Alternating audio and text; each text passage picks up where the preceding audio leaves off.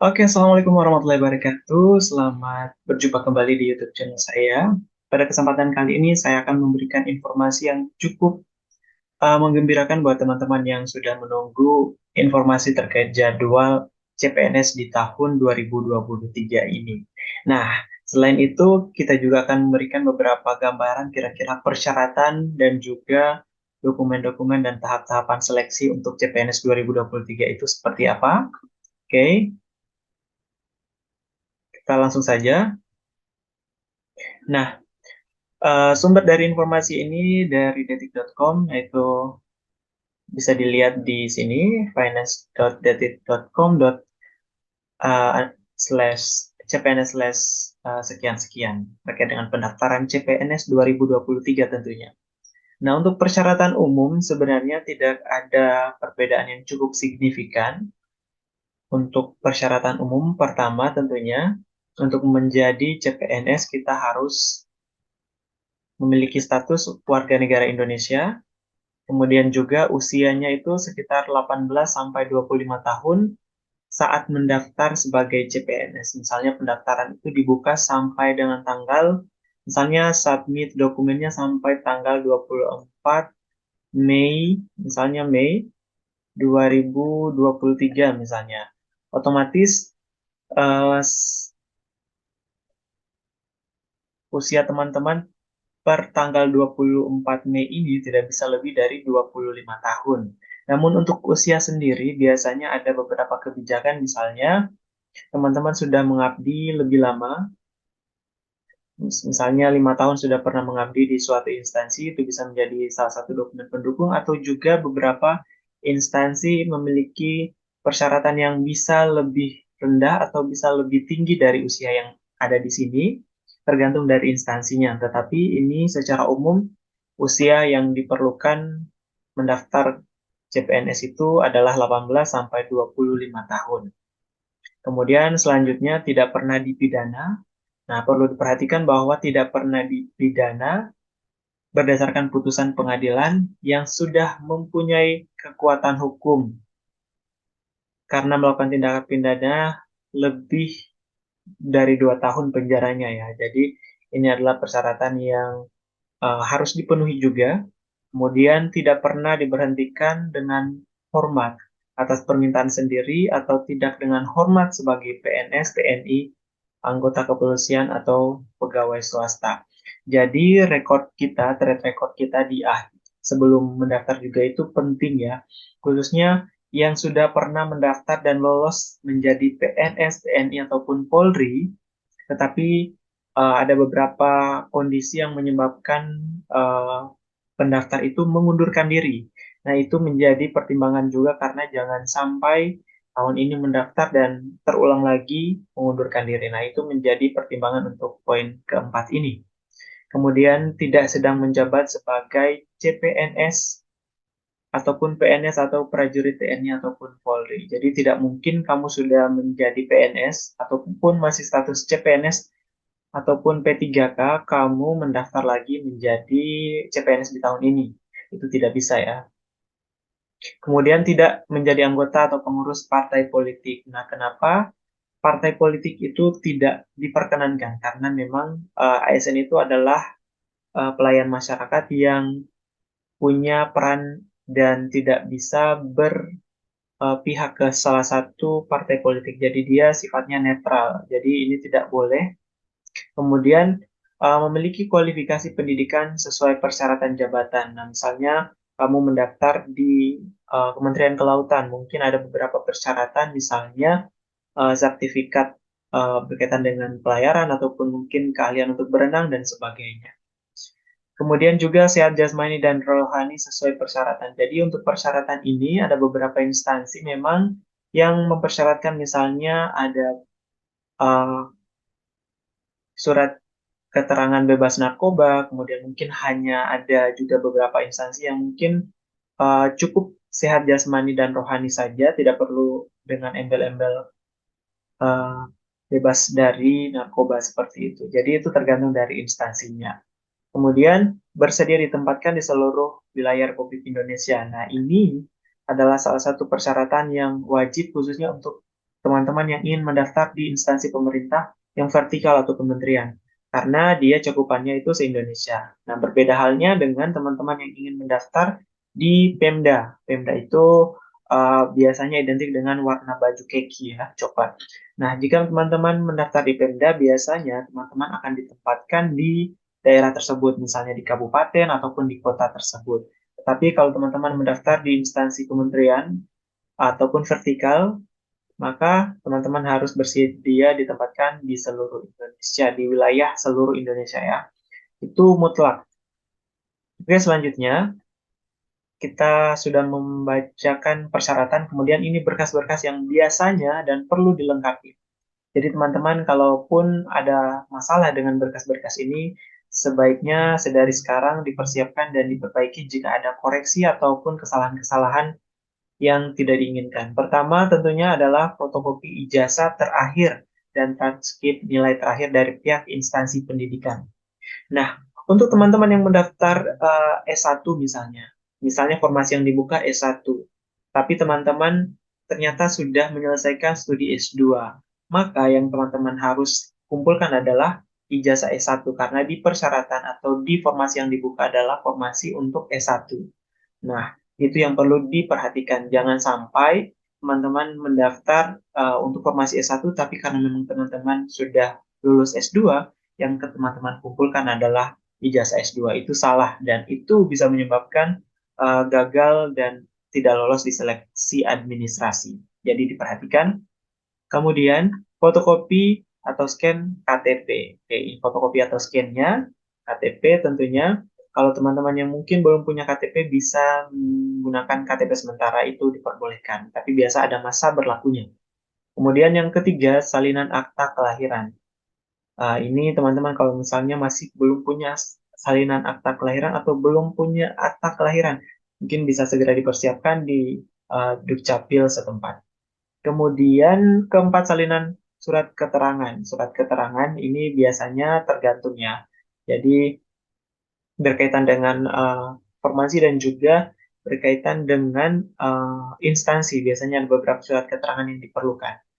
Kemudian pas foto formal. Jadi pas foto ini biasanya yang formal dan terbaru. Jangan sampai teman-teman menggunakan pas foto yang 5 tahun sebelumnya atau terakhir. Sebaiknya pas foto yang teman-teman gunakan adalah pas foto yang terbaru, dan juga biasanya latar itu diperhatikan. Ada beberapa instansi yang memang menggunakan persyaratan latar. Jadi diperhatikan juga misalnya latarnya warna merah kah, atau warna biru, atau putih dan sebagainya. Kemudian CV atau biodata, daftar riwayat hidup ini juga biasanya teman-teman perlukan, tapi kalau untuk sekarang pendaftaran melalui sistem SSC-ASN, itu teman-teman daftar riwayat hidupnya ini biasanya di-print atau diisi dari websitenya tersebut, jadi tidak perlu dibuat manual. Kemudian yang ketujuh, surat pernyataan penempatan dimanapun. Ini pernyataan yang menyatakan bahwa teman-teman bersedia ditempatkan dimanapun. Khususnya teman-teman yang mendaftar di instansi pemerintah vertikal ataupun yang mendaftar di kementerian.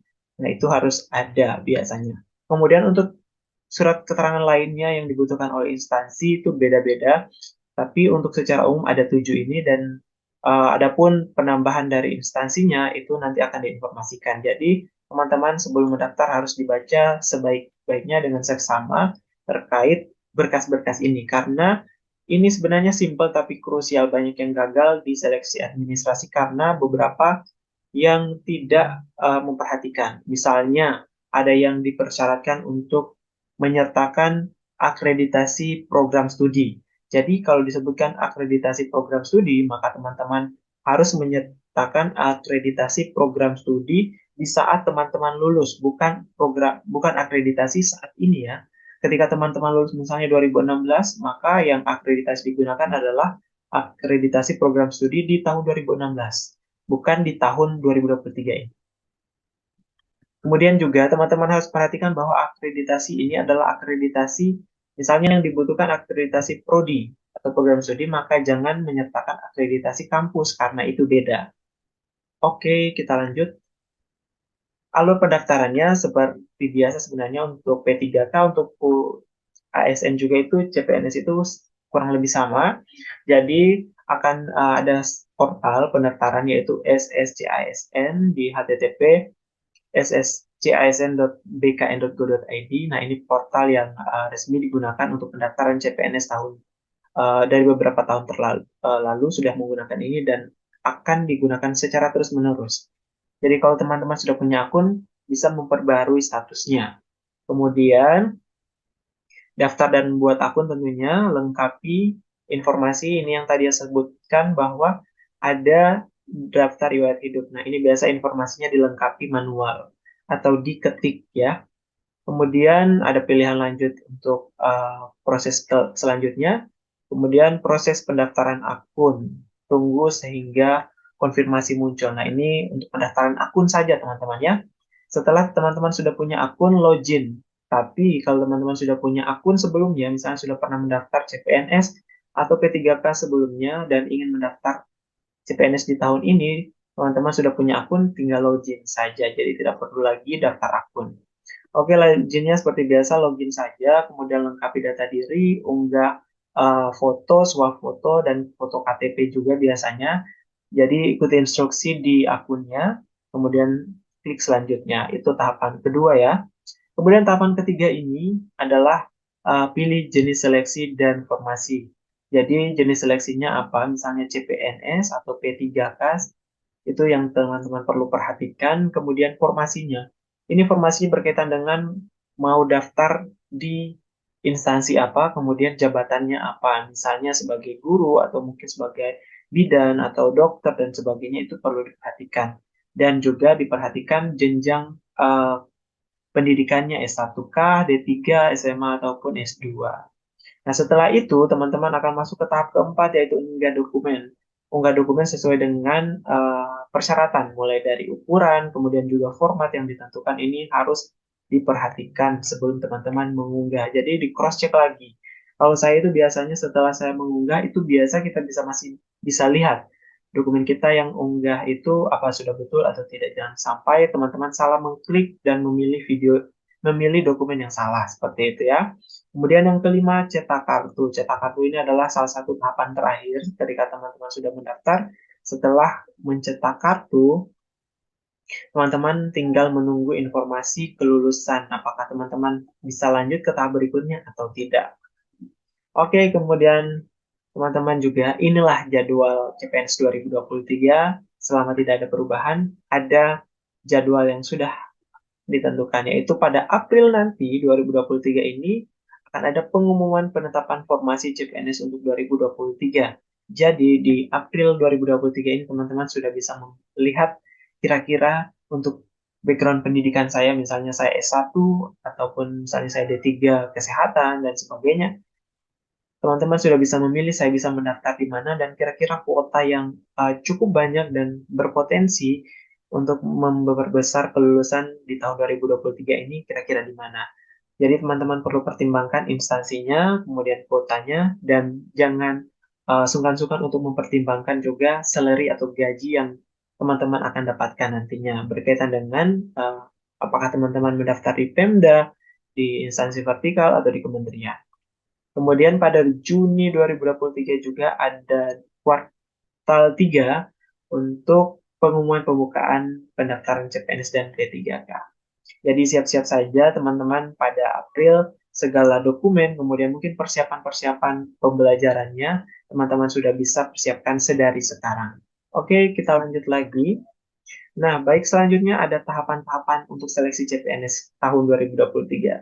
Jadi untuk tahapannya sebenarnya kurang lebih sama ya dengan tahapan-tahapan seleksi di tahun-tahun sebelumnya, di mana pada tahapan di tahun ini pertama ada administrasi berkaitan dengan dokumen-dokumen dan persyaratan-persyaratan umum yang dipersyaratkan oleh instansi.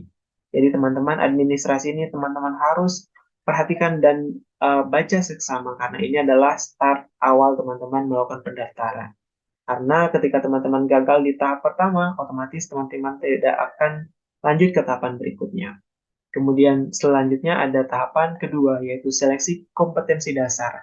Nah, kompetensi dasar biasanya ada intelijensi umum, yaitu TIU, kemudian TKP biasanya terkait dengan wawasan kebangsaan, kemudian juga kalau TKP ini terkait karakteristik pribadi dan juga tadi wawasan kebangsaan. Oke, jadi teman-teman harus betul-betul persiapkan sedari sekarang. Jangan sampai mepet-mepet waktu ujian baru teman-teman belajar. Itu sebenarnya rezeki-rezekian, tapi sebaiknya dipersiapkan karena usaha itu biasanya tidak akan mengkhianati hasil. Oke, selanjutnya ada kompetensi bidang. Nah, bidang ini teman-teman harus persiapkan sesuai dengan jabatannya. Beda-beda, tidak serta-merta sama untuk tiap orang. Jadi kalau misalnya teman-teman mendaftar di misalnya di Basarnas, misalnya yang berkaitan dengan penyelamatan, teman-teman harus punya kompetensi bidang ini. Misalnya teman-teman harus bisa berenang, fisiknya bagus, dan sebagainya. Misalnya juga teman-teman mendaftar di kesehatan, teman-teman harus belajar terkait dengan informasi ataupun teknik-teknik yang digunakan ataupun skill-skill sebagai tenaga kesehatan dan sebagainya. Itu biasanya nanti akan ada kisi-kisi dari BKN terkait dengan jabatan teman-teman. Itu kisi-kisinya berdasarkan uh, instansi masing-masing si pembuat soal ya. Kemudian setelah itu di kompetensi ini juga biasanya ada instansi yang mempersyaratkan wawancara. Jadi wawancara ini sangat penting juga karena wawancara ini akan diperlihatkan secara langsung dan dinilai secara langsung oleh interviewer terkait dengan kompetensi kita ketika nanti mendaftar ataupun menjabat di instansi yang teman-teman lamar. Kemudian tentunya tahapan terakhir adalah pengumuman kelulusan. Dan biasanya ada sanggah berkas, kemudian juga akan ada persiapan dokumen-dokumen pemberkasan. Nah, itu adalah tahapan terakhir ini. Jadi itulah tahapan-tahapan yang teman-teman harus perhatikan ketika nanti mendaftar CPNS di tahun 2023 ini. Oke, itulah tadi tahapan-tahapan yang perlu teman-teman perhatikan.